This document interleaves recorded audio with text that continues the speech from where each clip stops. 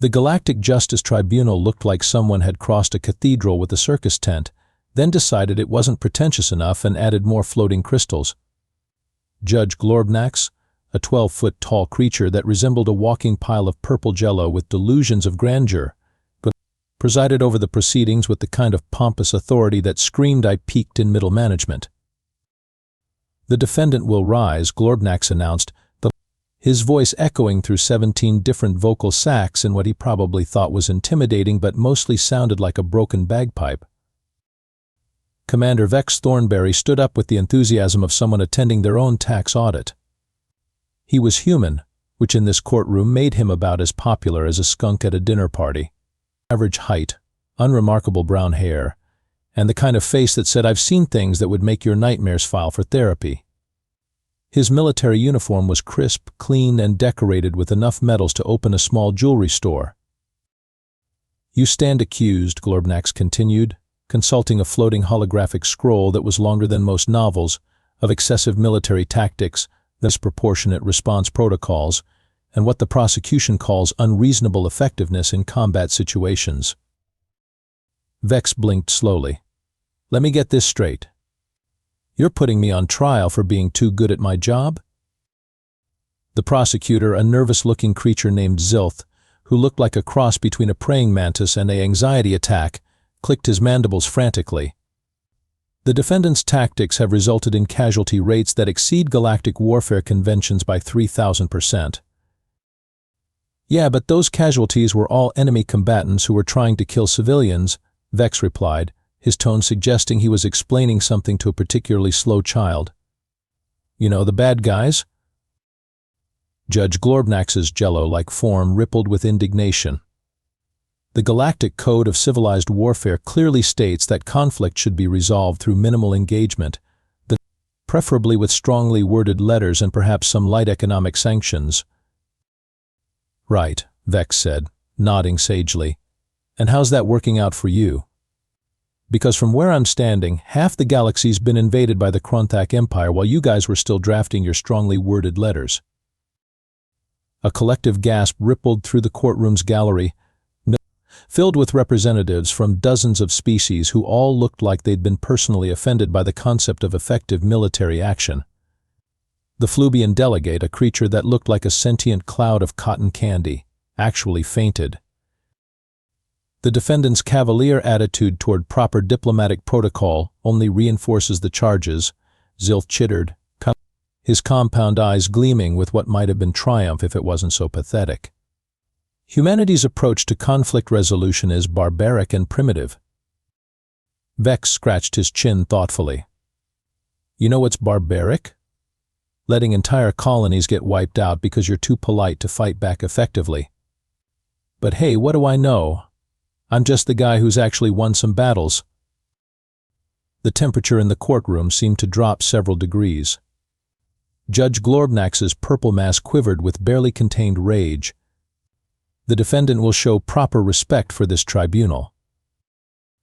I'll show respect when this tribunal shows some common sense, Vex shot back. You want to know what's really barbaric? Putting someone on trial for saving lives. The courtroom doors opened with a dramatic whoosh that was definitely enhanced by hidden sound effects, because apparently even alien justice systems weren't above a little theater. In walked Kira Moonwhisper, and if her name alone wasn't enough to tell you she took herself way too seriously, her entrance certainly was. She was Zephyrian, which meant she looked like someone had taken a human, stretched them out about 20%, given them silvery blue skin, and added eyes that seemed to contain their own weather systems. Her flowing robes rippled with some kind of built-in special effects that probably cost more than Vex's annual salary. Honorable Judge Glorbnax, she said, her voice carrying the kind of mystical authority that suggested she'd practiced this speech in the mirror at least 40 times. I am Kira Moonwhisper, a lead investigator of the Zephyrian Psychic Council. Judge Glorbnax's jello form practically preened. Ah, yes, the renowned blood reader. Your reputation precedes you, Investigator Moonwhisper. Vex looked between them with the expression of someone watching a particularly absurd comedy show. Blood reader? Is that like a palm reader but messier? Kira turned to him with the kind of look usually reserved for something unpleasant stuck to the bottom of a shoe. My abilities transcend your primitive understanding, human. I can read the complete military history of any being through psychic contact with their blood. Every battle, every decision, every moment of violence lives within the crimson essence of life itself. Wow, Vex said flatly. That's either really impressive or really creepy. I'm leaning toward creepy. The Zephyrian gift of blood memory reading is sacred, Kira continued, apparently immune to sarcasm. Through this ancient art, I can expose the true nature of any warrior's soul. I have volunteered to prove, once and for all, that this human's methods are nothing more than barbaric brutality disguised as military strategy. Prosecutor Zilth's mandibles clicked excitedly. The prosecution welcomes this evidence. Surely, when the tribunal sees the primitive savagery that drives human warfare, justice will be served. Vex raised his hand like a student asking to use the bathroom. Just to clarify, you want to read my memories to prove I'm a bad person, and you're volunteering to do this for free? The truth must be revealed. Kira declared, her eyes beginning to glow with that special kind of inner light that screamed, I have mystical powers and I'm not afraid to use them. Your species has fooled the galaxy with tales of heroism and necessary sacrifice. But I will show them the blood-soaked reality of human nature. Lady, I fought in the siege of Kepler 442. I've got nothing to hide, Vex said, shrugging. But I feel like I should warn you that military memories aren't exactly sunshine and rainbows. You sure you want to go poking around in there? Kira's expression shifted to something that might have been pity if it wasn't so condescending. I have witnessed the memories of over 300 warriors from across the galaxy. I have seen the noble conflicts of the Altarian Honor Guard, the elegant tactical dances of the Meridian Fleet, the philosophical warfare of the conceptual collective. Human brutality cannot shock me. If you say so, Vex replied, settling back into his chair with the relaxed posture of someone who'd been through this kind of thing before. But don't say I didn't warn you. Judge Glorbnax's form rippled with anticipation. The tribunal will permit this investigation. Investigator Moonwhisper, you may proceed.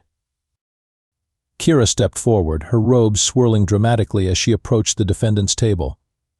She raised her hands, and the air around her began to shimmer with psychic energy. Prepare yourself, human. The truth of your species' savage nature will soon be laid bare for all to witness. Kira's ritual was about as subtle as a supernova in a library. She began with what appeared to be interpretive dance, her arms weaving through the air in patterns that probably meant something profound in Zephyrian culture, but it mostly looked like she was trying to untangle invisible Christmas lights.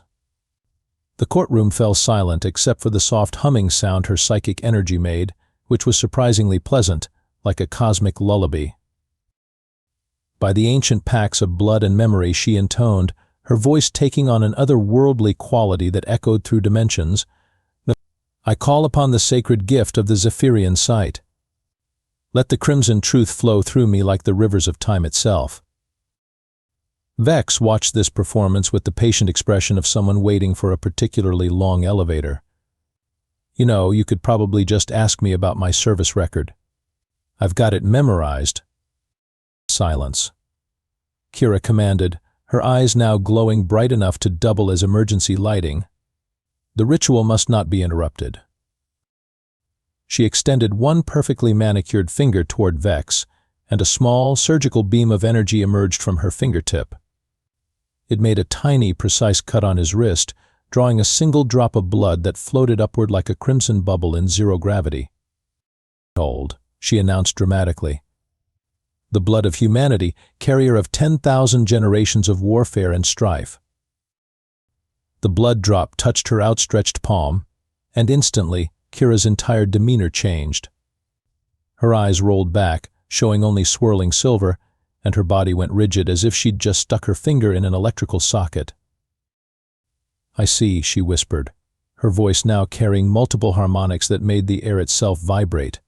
the early conflicts. Cave dwellers with crude weapons fighting over territory and resources. How primitive. How?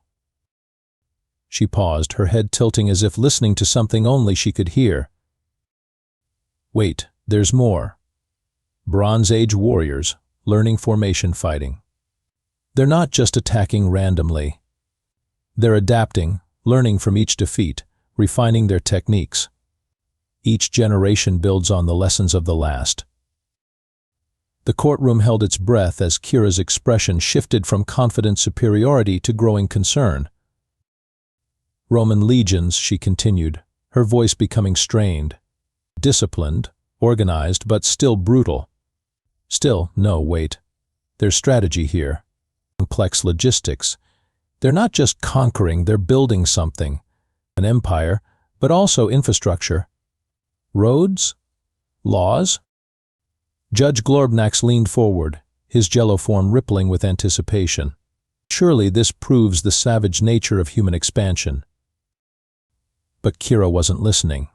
Her connection to the blood memory was deepening, and with it her understanding of what she was witnessing. Medieval knights, she gasped, her body beginning to tremble. Codes of honor, protection of the innocent. They're not just fighting for conquest. They're fighting to protect their people, their ideals. The wars are getting more complex, more nuanced. Vex watched with growing interest as the supposedly superior psychic investigator began to look less like a mystical authority and more like someone who'd bitten off more than she could chew. The memories are coming faster now, Kira whispered, her voice taking on a note of panic. Napoleonic Wars, American Civil War, World War I. Each conflict is teaching them something new. They're not just fighting the same way over and over, but they're evolving, adapting, learning from every mistake. Her legs began to shake and she had to grab the edge of the defendant's table to steady herself. World War II. She continued, her voice now barely audible. The scale is enormous, but it's not mindless violence. It's coordinated, purposeful. They're fighting against genuine evil, making impossible sacrifices to protect others. The casualties are massive, but they're willing to pay that price to save their civilization. The blood drop on her palm began to glow brighter, and suddenly Kira realized she couldn't break the connection. The memories were flowing too fast, too intensely, and she was caught in the current like a leaf in a hurricane. I can't stop it, she whispered, her eyes wide with terror. The memories are accelerating. Korean War, Vietnam, Gulf War, Afghanistan. Each conflict is adding layers of complexity, of understanding. They're not just learning how to fight. They're learning how to carry the weight of necessary violence. The psychic cascade hit Kira like a freight train made of pure memory, and suddenly she wasn't just observing human warfare, she was experiencing it. 300 wars in 3 minutes, each one a masterclass in adaptation, sacrifice, and the terrible burden of survival. She felt the cold terror of soldiers at Valley Forge, choosing to bleed in the snow rather than surrender their dream of freedom. She experienced the grinding hell of Stalingrad, where humans fought room by room, building by building, because the alternative was the extinction of everything they held dear. They don't fight because they enjoy it, she gasped, her voice echoing with the weight of centuries. They fight because they have to. Because someone has to stand between the darkness and the light. The courtroom watched in stunned silence as the elite psychic investigator began to convulse, but her body unable to process the sheer volume of human military experience flooding through her consciousness. She lived through the Pacific Theater, where young men flew planes into enemy ships not from bloodlust, but from desperate love for their families back home. She felt the weight of D-Day, where thousands died on beaches so that millions could live free. She experienced the impossible choices of commanders who sent friends to die because the math of survival demanded it. Every war teaches them something new, Kira whispered, tears streaming down her face. The Romans learned organization. The medievals learned honor. The moderns learned logistics. But they all learned the same terrible lesson. that sometimes violence is the only answer to greater violence. She saw the human capacity for both mercy and ruthlessness, often within the same battle. Soldiers who would share their last rations with enemy prisoners, then fight to the death rather than let those same enemies threaten civilians. Warriors who wept over the bodies of their foes, then stood ready to create more bodies if necessary. The siege of Kepler 442, she gasped, suddenly understanding why Vex had mentioned it. She was there now, experiencing his memories directly. A human colony under attack by the Kronthak Empire, facing extinction. The colonists, farmers, teachers, children, huddled in shelters while death reigned from above. And there was Vex, impossibly calm in the chaos, making decisions that would save 30,000 lives at the cost of being branded a war criminal by people who'd never had to choose between bad options and worse ones. He didn't use excessive force, Kira whispered, her voice breaking. He used exactly the force necessary to protect innocent people. The enemy had overwhelming numbers, superior technology, and no mercy, so he gave them none in return. She felt the weight of every decision, every sacrifice, every moment where mercy would have meant death for the innocent. She experienced the human understanding that war isn't about being noble or civilized. It's about ensuring that the people you're fighting for get to live in a world where they can afford to be noble and civilized. They carry the weight of it all, she sobbed, her psychic abilities overwhelmed by the sheer emotional burden of human military history. Every life lost, every choice made, every victory paid for in blood. They don't fight because they're savage. They fight because they remember what happens when good people don't fight back. The blood drop on her palm was now blazing like a small star, and Kira realized she was experiencing not just individual memories, but humanity's collective understanding of warfare. Thousands of years of learning how to survive in a universe that didn't care about fairness or mercy. "They're not monsters," she whispered, her voice filled with wonder and terror. "They're gardeners. They've spent millennia cultivating the garden of civilization, and they've learned that sometimes you have to burn the weeds to save the flowers." The final cascade of memories hit Kira like a psychic tsunami, and she was no longer just observing human warfare, she was drowning in it. The blood drop on her palm erupted into a pillar of crimson light that reached toward the ceiling of the courtroom, and suddenly everyone present could see flashes of what she was experiencing. Images flickered through the air like a three-dimensional movie projected directly into their minds. Humans in impossible situations, making impossible choices, carrying impossible burdens. And through it all, the terrible, beautiful truth of what humanity really was. "I see it now," Kira gasped, her voice carrying harmonics that made the air itself weep. "I see what they really are. Not warriors. Not killers. Guardians. They're gardeners tending a garden that's constantly under attack by forces that would turn it into a wasteland." She experienced Vex's memories of the Kepler 442 siege in perfect clarity now. The colony ships full of families, the desperate transmission from the surface, the impossible tactical situation. The Kronthak Empire's fleet, vast and merciless, preparing to glass the planet for the simple crime of being human. "He had 17 minutes to save 30,000 lives, she whispered, her consciousness split between the courtroom and the memory of space combat. 17 minutes, and a single cruiser against a fleet that should have been unstoppable. So he did what humans do, he found a way. The courtroom watched in stunned silence as the projected memories showed Vex's ship, the U.S. Defiant, diving directly into the enemy formation. Not retreating, not trying to escape, but charging straight into the heart of the enemy fleet like a spear, aimed at the throat of death itself. The Kronthak expected him to retreat, Kira continued, her voice now carrying the weight of understanding. They expected him to try to evacuate some of the colonists, to save who he could and abandon the rest. They expected human behavior based on their own understanding of rational self-interest. But Vex hadn't retreated. He'd turned his ship into a guided missile, using the cruiser's fusion core as a weapon that made nuclear bombs look like firecrackers. He'd turned the laws of physics into a sword and wielded it with the kind of precision that only came from having no choice but to be perfect. He knew he was going to die, Kira sobbed, feeling the weight of that decision. He knew his crew was going to die, but he also knew that if he didn't make that sacrifice, 30,000 innocent people would die instead. So he chose to become a monster so that those people could continue being human. The explosion that followed had been visible from 3 star systems away. The Krontak fleet, the human cruiser, and everything in between had been vaporized in a split second of stellar fury. But the colony ships had survived, carrying their precious cargo of humanity to safety. They branded him a war criminal for it, Kira whispered, her psychic abilities finally overloading from the sheer emotional weight of what she'd witnessed, for using excessive force, for being too effective, for refusing to let evil win simply because winning required ugly choices. She felt her connection to the blood memory beginning to snap like an overstretched cable.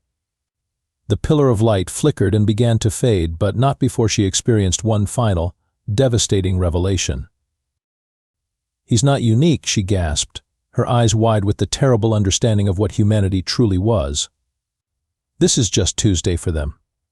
Every human carries these memories, these choices, these burdens. They're all gardeners, all guardians, all willing to become monsters so that their children can afford to be saints. The light died completely, and Kira collapsed to the floor, her psychic abilities burned out by the sheer intensity of human military experience. But before she lost consciousness, she did something that shocked everyone in the courtroom. She dropped her weapon. Not literally, she hadn't been carrying a physical weapon, but she released her hold on the psychic energy she'd been using to maintain her authority, her superiority, her certainty that humans were primitive and savage. She let it all go, because she finally understood what she was really looking at. "I can't judge them," she whispered, her voice barely audible.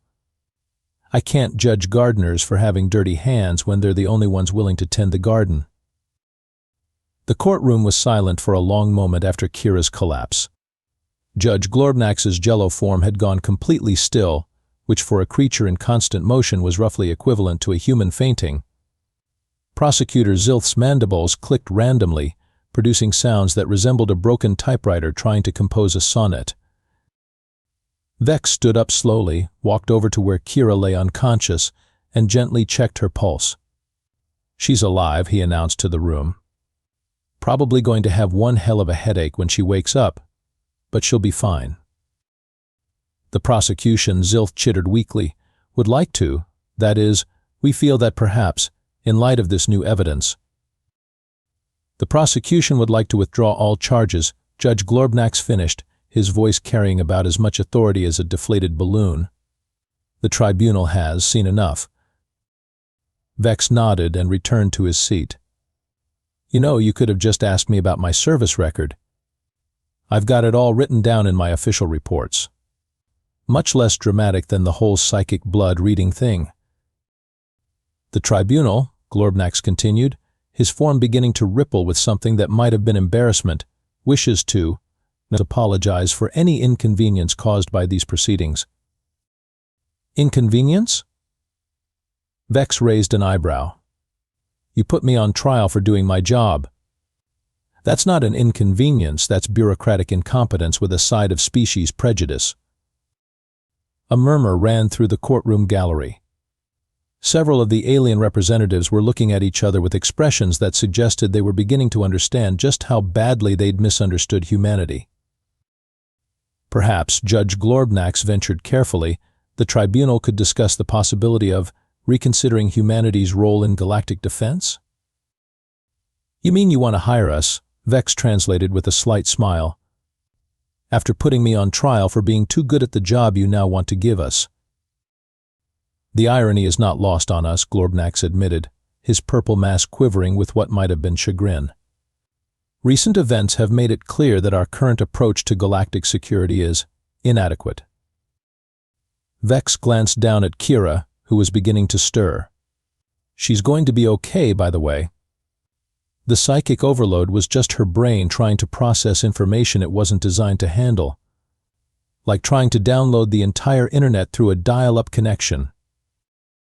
Kira's eyes fluttered open, and she looked up at Vex with an expression of profound confusion. "You're still here."